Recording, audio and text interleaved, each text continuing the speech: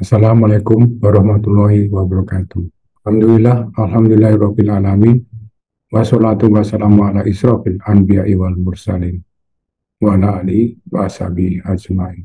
Amma ba'd. Puji syukur kehadirat Allah Subhanahu wa taala, pencipta alam semesta ini, yang memberikan kita kenikmatan, yang memberikan kita modal waktu untuk kehidupan kita, yang akan kita bahas pada hari ini. Salawat dan salam bagi junjungan kita Rasulullah SAW, keluarganya, sahabat-sahabatnya, dan kita semua, insya Allah, yang sampai akhir zaman. Yang berbahagia, kita hari ini mengkaji petunjuk Rasulullah tentang memanfaatkan waktu yang diberikan oleh Allah Subhanahu wa Ta'ala pada kita semua, agar kita bisa sukses di dunia dan di akhirat. Mari kita simak. Muslimin dan muslimat yang berbahagia, Rasulullah SAW telah mengabarkan bahwasanya waktu adalah salah satu nikmat di antara nikmat-nikmat Allah kepada hambanya yang harus disyukuri. Jika tidak, nikmat tersebut akan diangkat dan pergi meninggalkan pemiliknya. Satu-satunya harta yang akan meninggalkan kita dan nggak bisa di-recycle lagi hanyalah waktu. Dan waktu ini adalah modal yang diberikan oleh Allah Subhanahu wa Ta'ala kepada semua umatnya. Semua diberikan jatah waktu 24 jam satu hari. Tergantung dari umatnya bagaimana memanfaatkan waktu itu secara maksimal untuk kepentingannya kehidupan di dunia dan di akhirat. Ini beberapa trik atau tips yang diberikan oleh Rasulullah. Kita bisa pelajari, insya Allah bisa menjadikan panduan buat kita semua, para muslimin dan muslimat yang berbahagia. Manifestasi dari syukur nikmat adalah dengan memanfaatkannya dalam ketaatan dan amal soleh. Rasulullah SAW bersabda, ada dua nikmat yang kebanyakan orang merugi padanya, yaitu waktu luang dan kesehatan. Hadis riwayat Al-Bukhari. Dan nikmat ini akan dimintai pertanggungjawaban oleh Allah Subhanahu wa Ta'ala pada saat kita ada di alam barzah nanti. Untuk apa kita diberi waktu? Nabi SAW bersabda, tidak akan bergeser kaki manusia di hari kiamat dari sisi Robnya, sehingga ditanya tentang 5 hal. Tentang umurnya, dalam apa ia gunakan, tentang masa mudanya, dalam apa ia gunakan. Itu salah satunya. Jadi waktu atau umur yang diberikan oleh Allah Subhanahu wa Ta'ala digunakan untuk apa? Nah, itu yang akan kita bertanggungjawabkan. Kita sudah hafal dengan surat Al-Asr. Itu adalah keputusan Allah bahwa manusia itu akan merugi kecuali yang berbagi kebaikan dan berbagi kesabaran.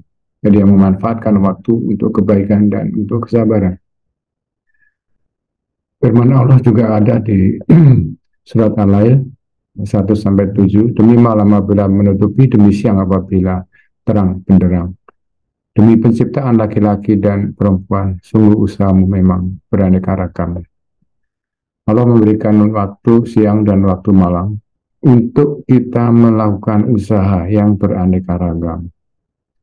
Di waktu yang diberikan jangan disia-siakan. Gunakanlah untuk kebaikan, gunakanlah untuk kesabaran, gunakanlah untuk usaha mencari penghidupan. Beberapa petunjuk Rasulullah tentang memanfaatkan waktu. Yang pertama adalah prioritas. Jadi apa yang akan dikerjakan dalam hari itu, atau dalam bulan itu, atau dalam tahun itu, ada waktu tertentu yang kita gunakan. Tentukan dulu tentang prioritas. Jadi jangan asal menghabiskan waktu tetapi tidak ada prioritas. Dalam surat Al-Asr ayat 9 Allah berfirman, dan mereka mengutamakan atas diri mereka sendiri sekalipun mereka memerlukan apa yang mereka berikan itu. Jadi di sini kita prioritaskan untuk kepentingan kita secara maksimal untuk kepentingan dunia dan akhirat. Muslimin dan muslimat yang berbahagia. Kedua adalah fokus. Hadis Qudsi riwayat Ahmad, Tirmizi, Ibnu Majah dan Al-Hakim. Allah berfirman, wahai Bani Adam, fokuslah hati kalian dalam beribadah kepadaku, niscaya aku akan lapangkan hatimu dan aku penuhi kebutuhanmu. Kalau kamu tidak memfokuskan ibadah kepadaku, maka aku akan penuhinya. Aku akan penuhi hatimu dengan kesibukan dan kebutuhanmu tidak akan aku penuhi. Kita harus fokus atau istiqomah kalau di bahasa kita, fokus beribadah kepada Allah. Jadi untuk bekerja, untuk mencari nafkah, untuk melakukan amalan apapun, kita dalam rangka beribadah kepada Allah. Kita fokus ke sana agar kita dilapangkan hati kita dan kebutuhan kita dipenuhi. Bila kita tidak fokus, jadi waktu sholat ditinggalkan, ya kan? Waktu ibadah yang lain ditinggalkan, dilupakan, Allah dilupakan, maka Allah akan penuhi hatimu dengan kesibukan dan kebutuhanmu tidak akan aku penuhi. Nah, makanya kelihatan banyak sekali yang orang sibuk melakukan segala macam, tetapi tetap aja kekurangan. Karena apa? Karena dia tidak fokus untuk beribadah. Kesibukannya dia habiskan untuk hal-hal yang tidak dalam rangka beribadah kepada Allah.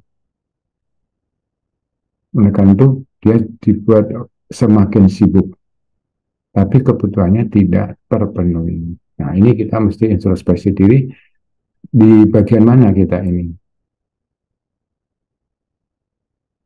Nah, berikutnya adalah Rasulullah sampaikan di hadis riwayat Majah nomor 4031, selesaikanlah semua persoalan. Jadi jangan ada persoalan-persoalan atau masalah-masalah yang ditinggal lari atau tidak diselesaikan. Karena itu akan menjadi persoalan yang besar atau persoalan orang lain. Sesungguhnya pahala besar karena balasan untuk ujian yang berat. Jadi kita harus melihat semua masalah itu adalah ujian. Ujian dari Allah. Kalau kita diuji lalu kita lari atau kita tinggalkan, maka Allah akan marah. Sungguh jika Allah mencintai suatu kaum, maka dia akan menimpakan ujian untuk mereka. Barang siapa yang ridho, maka ia yang akan meraih ridho Allah. Barang siapa yang tidak suka, maka Allah pun akan murka. Jadi kalau kita tinggalkan itu masalah, karena itu sebetulnya ujian dari Allah, ya, dan nggak ridho menghadapi masalah itu, ya Allah juga nggak ridho dan Allah akan murka. Nah, kita yang mesti hindari ini. Semua masalah harus diselesaikan. Insya Allah, Allah akan bantu.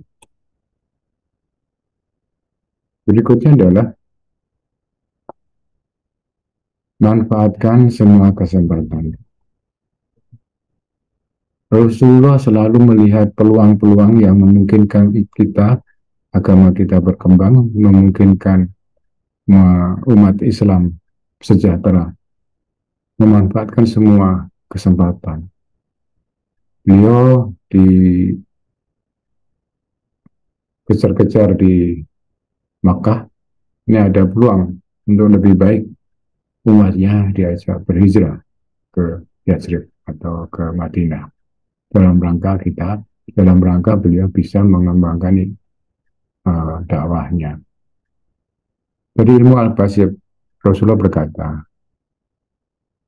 seraya menasihatkan seseorang, jagalah olehmu 5 perkara sebelum datang 5 perkara lainnya. Jaga masa mudamu sebelum masa tuamu, jaga masa sehat sebelum datang masa sakitmu, jaga masa kayamu sebelum jatuh miskin, jaga masa lapangmu sebelum masa sempit, dan jaga masa hidupmu sebelum datang kematian. Jadi Allah berikan kesempatan sehat, manfaatkan itu untuk kebaikan. Allah berikan masa muda yang kuat, yang berani, gunakanlah untuk kebaikan. Ini adalah kesempatan untuk meraih pahala sebanyak-banyaknya. Sebelum kita jatuh miskin, manfaatkan kekayaan di jalan Allah. Jadi ini petunjuk dari Rasulullah. Pada saat kita punya waktu luang, kita punya waktu, manfaatkan untuk hal-hal yang eh, kebaikan. Nanti kita akan bahas bagaimana mengelola waktu luang ini agar bisa bermanfaat untuk masa depan dan kebaikan-kebaikan. Muslimin dan muslimat yang berbahagia, bersegeralah menjalankan amalan-amalan yang sudah direncanakan. Jangan menunda-nunda dalam menjalankan kebaikan. Ada ayatnya bahwa kalau sudah selesai menyelesaikan satu masalah, segera lakukan masalah yang berikutnya. Jangan malas, jangan menunda-nunda. Maka berlomba-lombalah dalam berbuat kebaikan. Al-Baqarah ayat 148. Wastabaqul khair. Berlomba-lombalah dalam menjalankan kebaikan. Muslimin dan muslimat yang berbahagia, Rasulullah membagi waktu dalam sehari sesuai dengan urutan sholat. Karena itu waktu-waktu yang sangat uh, krusial, yang sudah ditentukan. Sholat 5 waktu. Dimanfaatkan semaksimal mungkin dan itu dijadikan pedoman agar kita nggak ketinggalan akhirat kita dan kita nggak ketinggalan juga dunia kita. Yang pertama, waktu sholat subuh sampai sholat duha. Ya. Sebaiknya diisi dengan doa, zikir, ya ada zikir, ada sebut nama Allah agar hari ini menjadi ibadah dan memohon kepada Allah perlindungan dan kemudahan atau doa-doa sesuai lainnya. Lalu diisi dengan membuat rencana hari itu. Apa yang akan kita lakukan pada hari itu. Lalu gunakan untuk olahraga. Jadi itu tadi. Waktu sholat subuh sampai sholat duha. Lalu perjalanan ke tempat kerja. Misalnya kalau kerjanya mulai dari jam 8. Jadi punya waktu dari jam 5 sampai jam 8 untuk melakukan hal-hal yang tadi. Berdoa, berzikir kepada Allah, mohon petunjuk, mohon perlindungan, membuat rencana hari ini, lalu olahraga, lalu perjalanan. Misalnya perjalanan harus 1 jam, dari jam 7 sampai jam 8. Jadi masih punya waktu 2 jam. Terus sarapan dan sebagainya, mempersiapkan kerja. Atau buka toko. Atau mau ke kuliah, sekolah, dan sebagainya. Nah, sebelum sampai mulai kerja, usahakan dulu sholat duha. 2 rakaat atau 4 rakaat. Supaya apa? Supaya fresh badan kita berwudu segar lagi setelah perjalanan. Jadi hitung jam 8 kurang 10 harus sudah sampai supaya kita bisa sempat sholat duha di tempat kerja atau di kantor. Kemudian masuk ke pekerjaan, lakukanlah pekerjaan-pekerjaan yang prioritas pertama. Jadi sampai di kantor atau di tempat kerja atau kuliah yang sudah direncanakan, hari ini mengerjakan apa, buat skala prioritasnya. Pagi hari sebelum zuhur, itu lakukan pekerjaan prioritas pertama.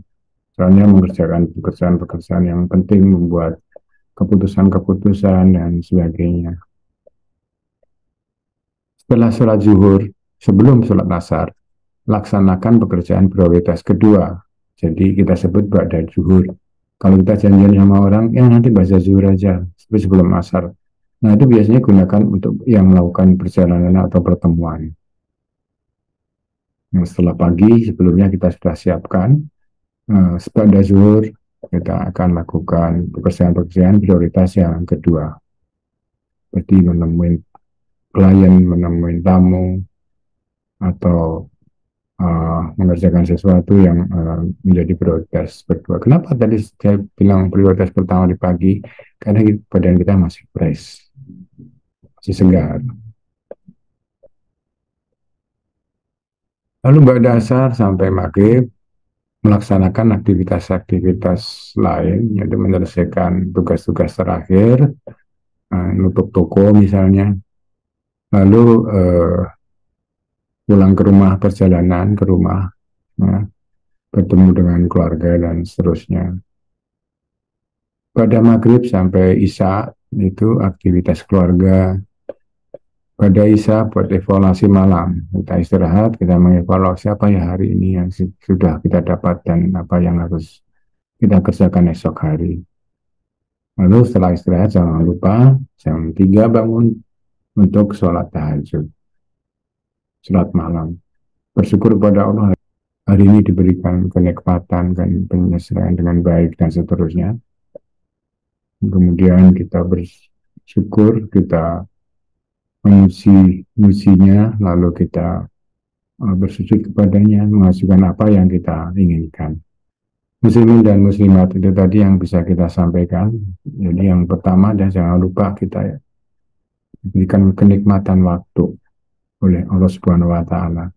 Kita menjadi orang sukses atau tidak, tergantung kita memanfaatkan waktu ini.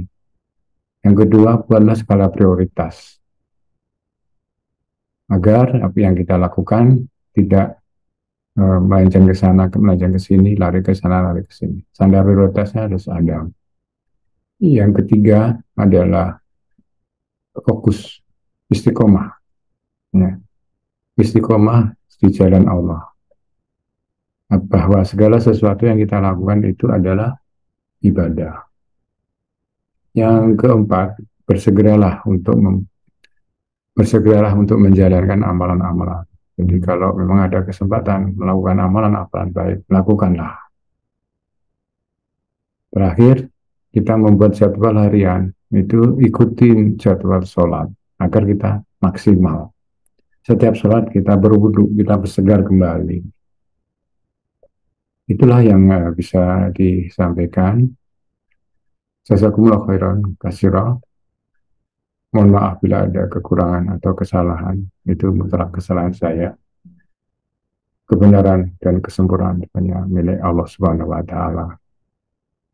Wabillahi taufiq wal hidayah. Wassalamualaikum warahmatullahi wabarakatuh.